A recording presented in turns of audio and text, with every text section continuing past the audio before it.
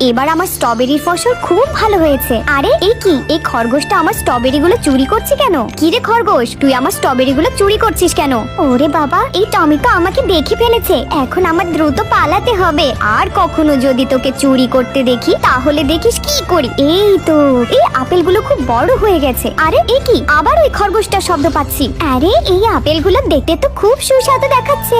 আজকে আমার দেখতেই হবে এই চোর খরগোশ কেন রোজ রোজ আমার বাগান থেকে ফলমূল চুরি করে পালায়। এই তো, এখন আমি ওর পিছু করব। বাচ্চারা, এই নাও, তোমাদের জন্য সুস্বাদু আপেল নিয়ে এসেছি। আম্মু, আপেলগুলো খেতে কিন্তু সেই মিষ্টি। এই মা খরগোশটা তাহলে রোজ রোজ এই কারণে ওই ফলমূলগুলো চুরি করতো। এখন আমি ওই বাচ্চাদের জন্য কিছু একটা করব। এই তো, এবার তো আমাদের গাজরের ফসল খুব ভালো হয়েছে, তাই ওই মা খরগোশকে চুপি চুপি গাজর দিয়ে সারপ্রাইজ দিব। আরে কোনো ভালো লোক যেন আমাকে গাজর দিয়ে গেছে। এখন এগুলো আমি আমার বাচ্চাদের খেতে দেব।